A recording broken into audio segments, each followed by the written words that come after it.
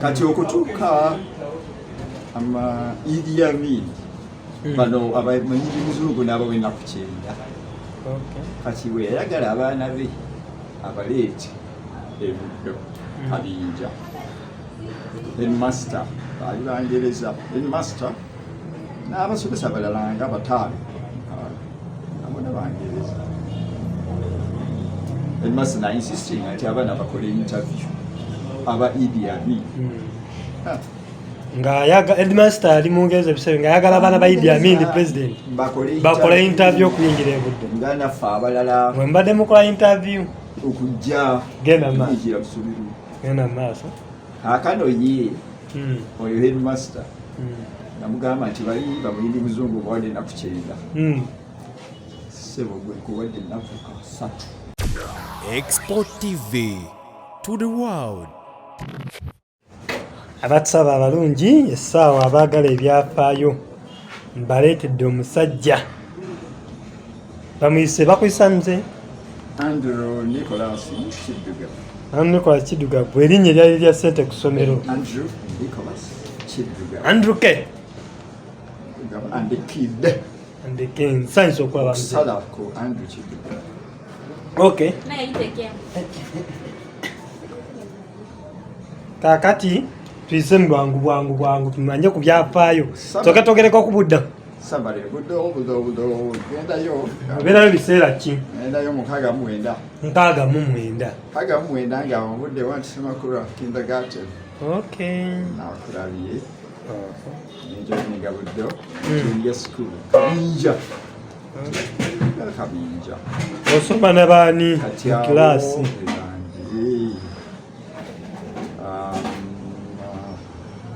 Naba Idi Amin nasoma nabo. Wasoma ne President Idi Amin? Abaana be. Okay. Kwaga mu safu na joininga nkaga mwenda. That is Buddo. Yali ayitibwa King Soldier ebiseera Buddo Junior School. Yali ayitibwa Buddo Junior School. Kabinja. Okay. School ebyeri yasoma. Kakado mu safu mwebiri. Idi Amin. Go baba mu Idi muzungu. Okay. I was in P4. Okay. Yabawona kukyenda. Kati Idi Amin dada n'ayagala abaana be nabo basobereko e Buddo. Okay. Ya Kabinja. Gwagulwedde gy'oli? Gagyendi awo ndi mu primary 4 musanvu bwebiri ngagenda joininga mu 69. P1. Who was a junior. Kati okutuuka Idi Amin bano abamanyi muzungu n'abo enaku kyenda kati bwe yayagala abaana be abaleete e Buddo abinja headmaster baali Bangereza headmaster n'abasomesa balala nga bataano nabo Bangereza. Headmaster nainsisting nti abaana bakole interview aba Idi Amin nga yaga headmaster ali mungeze bisebe nga yagala abana ba Idi Amin the president bakole interview okuyingira e Buddo nga naffe abalala mwe mbadde mukola interview okujja genda maaso akano ye oyo headmaster namugamba nti bali bamuyindi muzungu bwadde ennaku kyenda sebo gwe kuwadde ennaku kasatu. Okuwummula si kutuuka mutaayikiriza nkwanjulire minywanyi baffe betukola nabo abano nga balungi nnyo mu nsonga z'ettaka ploti ettaka nga lya kyapa batunda n'okugula. Gwe wenna alina ettaka ly'otunda naye gwe kennyini agala okugula ettaka oba ploti batuukirire ofune ettaka owone obupangisa kuba ku ssimu 0755 8413600 eyo yange nze kennyini kamwakoogera oba 0752944669 eyo ya director. Bagenda kufunira ettaka okwetula Uganda eno yonna ate nga ddungi nga lijja mu nsawo lyo ate nga beesigwa. Gwe wenna alina ettaka ng'oli bweru wa ggwanga oyagala ttaka lyo liteekateeka wagula ettaka lyo n'olireka eryo kuliko miti lyazika bwe riti osobola okukwatagana nabo ne bali kuteekerateekera ne bakusimbirako ky'oyagala oyagala kukulimirako bintu ogenda okukomawo mu ggwanga lyattu Uganda ng'okungula bukunguzi naawe kuba akasimu kati enteekateeka baakajanjula naawe weegatte ku bannayuganda abangi abaganyuddwa mu mugano guno kuba essimu 0755 81 oba 0752 98 ofuuke landiroodi kati. Yamuwa enaku 3 bw'aba agambye abaana bakola interview n'agaana yamuwa enaku 3 asibemu ebibye mpulira n'asatu teyagawe Richard Ogulu yalindala n'abasomesa b'abalala nga bataano bona bangereza ne bagenda bagenda Nairobi Kenya. Okay. Kati lwalina ddawo nga headmaster kati awo kugambye awo ne waddawo Kigundu wagumbulizi Kigundu oyo weyo mukono Kigundu yareplacinga Richard ye n'abakkiriza ne bayinya nti bakoze interview ate alikoze iki nebyo ye Idi Amin obono lwasibamu ebibye Idi Amin abaana be 3 n'abalinda abawala 2 n'omulenzi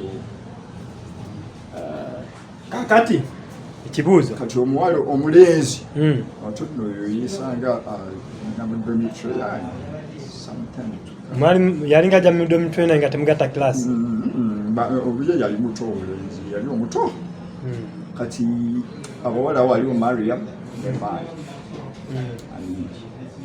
abaana bali 3 nibakyo. That is primary. Kati tugereko mu secondary. Kati iwe twabuka. Ja tugereko mu secondary. Kati awo. Kati wali King's College. Ayo Janga Wilworth. Westlairo. Antigi banjukira. During that time. Era amiri afuga.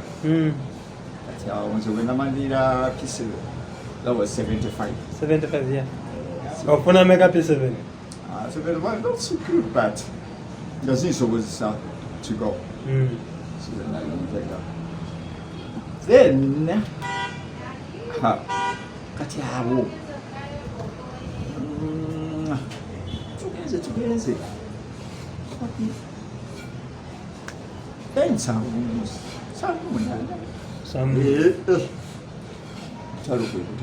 otandikira nina ebyokujjako Idi Amin olwo oli mu class ki maama awo nga ndi mu senior ntuuse ku senior 4 amuzaayo just the final year saba nezitandika musoma wezivuga kati naawo siko kurelocatinga okuva King's College omuntu akoze atya ate nga olina okweyongera okugenda mu candidate class eri ebintu bikalubi akoze azinagamba omanyi okudde Makerere College osangayo baani yogera zine osangayo baani awo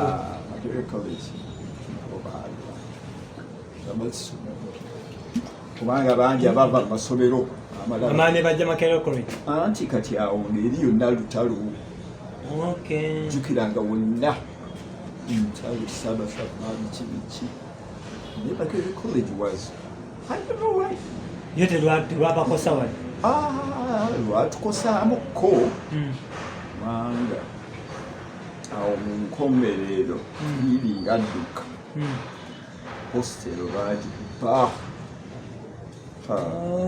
era twawona buwonyi temwalimu baani waliwo abaava entalo waliwo abaava embalola waliwo abaava enkako waliwo abaava wangi naye nga wano wanguwa as per security okusinga okubeera eri amasomero gali owekitiibwa Charles Peter Mayiga awo mu meeting Peter Mayiga ye yali Egwanga yali kitovu. Yali kitovu.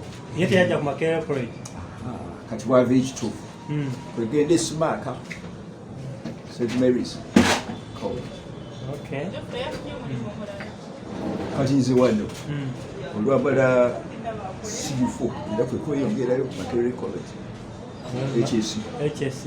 Kubanga nali nga wanyangwidde. Kakati mu biseera by'okusoma owekitiibwa Charles Peter Mayiga mwali mumanyiganye?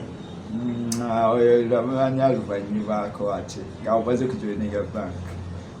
Kale ne bwe yali Makerere kubanga ye yakola lo wakola bya banking and finance.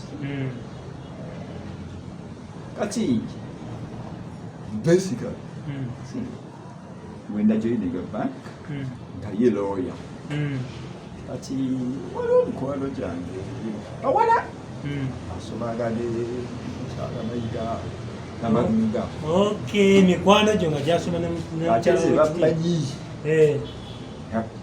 nga tuli mu balenjwa Greenlays. Okay. Greenlays. Nga tennafuuka Sunday nga tennatugula. Mpulira? We had good times.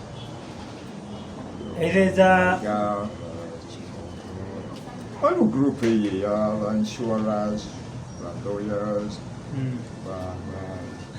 quarter.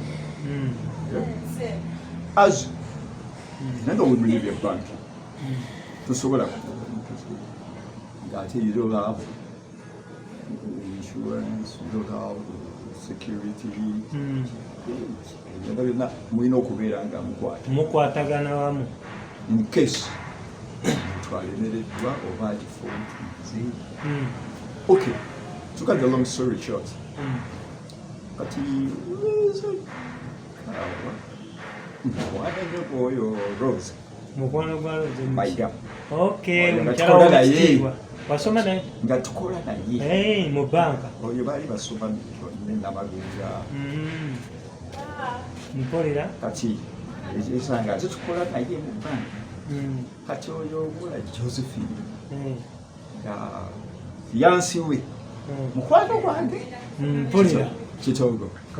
Kati Kitogo nga ate balina connection ne Mayiga. Mpulira? From Smaka. Baita oba bali basoma nabo bonna ku Smaka. Because we lawyer.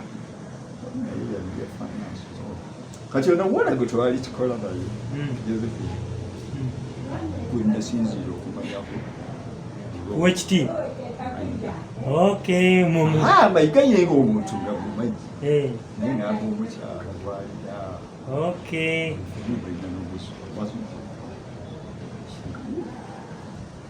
Kati naawe ne tukwatagana. Mukwatagana. Kati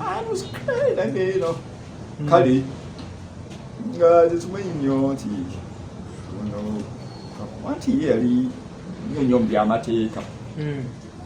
Tulina abali bya insurance, tulina abali bya abakola ki ababala ebitabo. Aba accountants. Accountants. Kati ye mukyala we yali ali mu Ndiga naye course of graduate. Saba yanyini of course.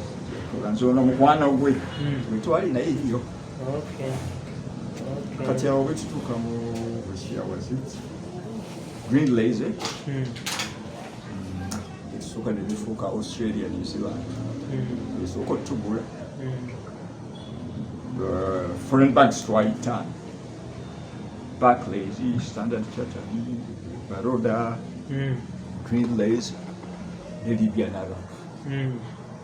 There used to be the cooperative, those are indigenous.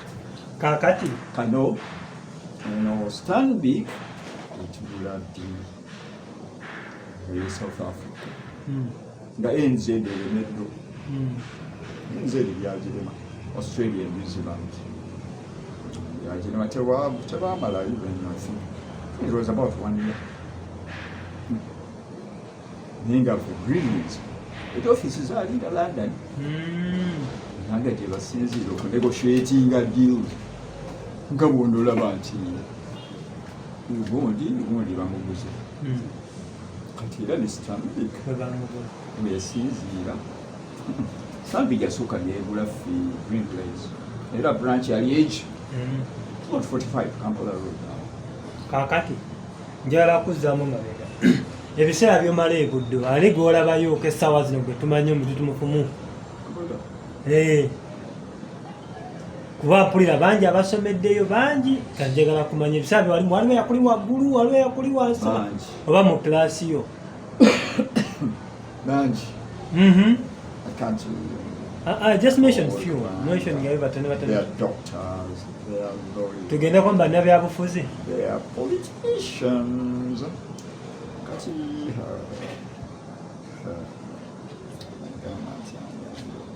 This James McGarry, other one is a dentist. Henry O'Dan, the other one is Henry O'Dan, you are taking. It's also a big, although I didn't tell you. Presence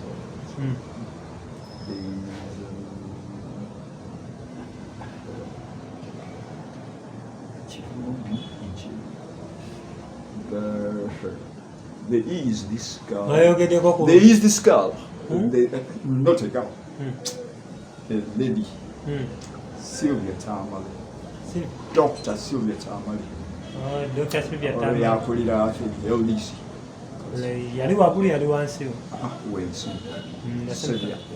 Okay. Same class. Okay. Katiba. Katiba nali yali Buddo. Ye alikuwa Buddo. Onyango. Wachakulira faculty of law. Onyango.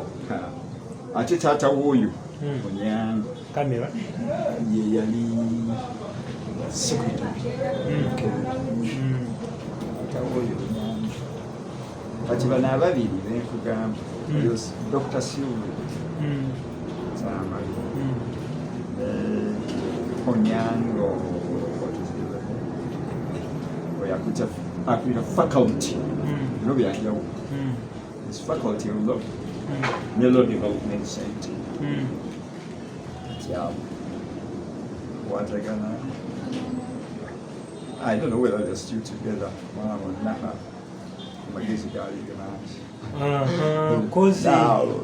Kozi Peter Sematimba. Peter Sematimba. Peter Sematimba was a year ahead. Okay. Problem with Jira was 79. Idi Amin when Idi was being Peter Sematimba was in senior 4. Kali. You told me you know what I'm senior 4. Peter Sematimba yali in senior 4 mwaka. Class okay. Tiyasobola kukola senior. Kitaawe yali akulira Olivetti computer but Nzawa was in senior 3. Bro during that time could get away with some okay finish persistinga tugiranga tweyongerayo nigo lutalo lumizi nga ludensi so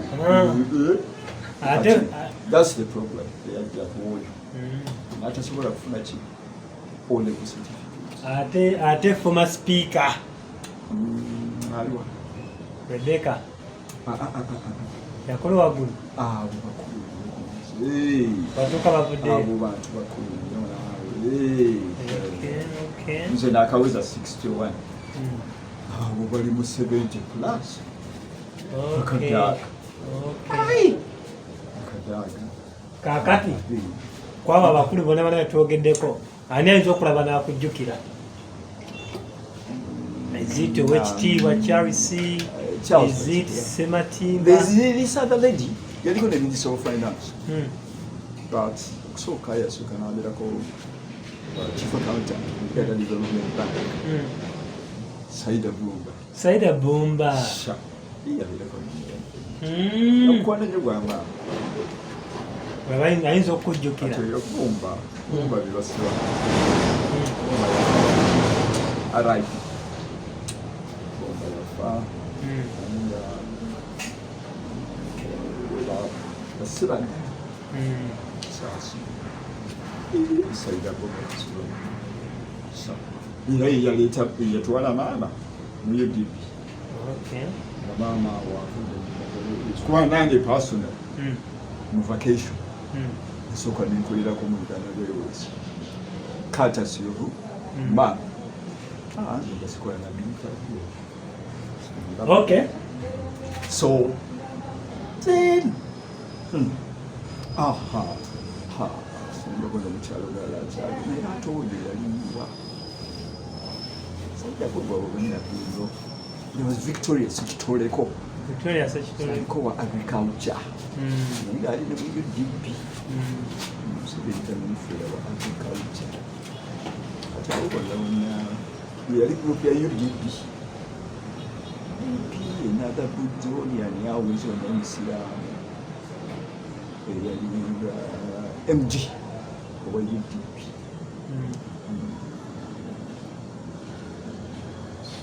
Not so much.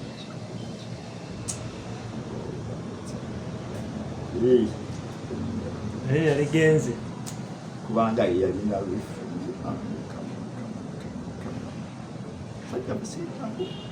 but very educated. Kachindo abijala okuzzayo kemabega waliwo ebiseera bya Idi Amin yaliko PS then minister education Jumba Masagazi kati Jumba Masagazi abaana twasomera bwe naye kati ye ne taata babigandisa nti ate abo basomera nti kasura akwatira n'okumanyigana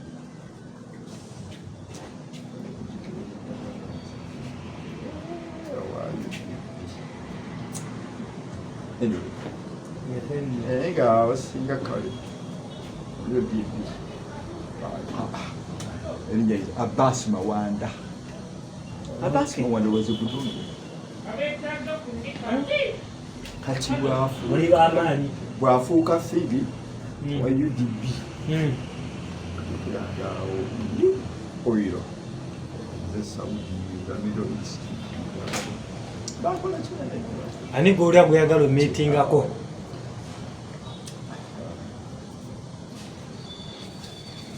Gw'owulira gwandyagadde omeetinge kwabo oba obyo oba ogi niwaba aliwa niwaba aliwa oba kabule bugenda mutuukako tomanya nandyagadde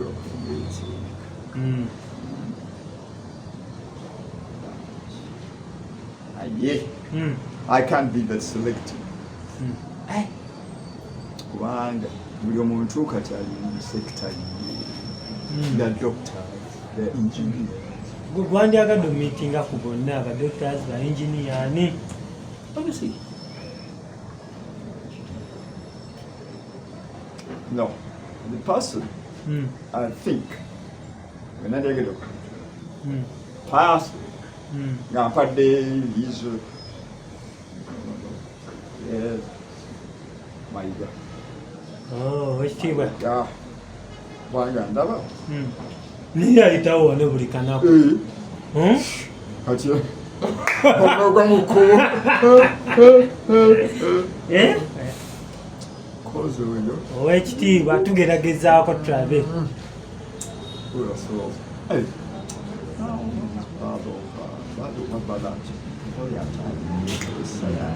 ani atali Peter bagezesa batimba balo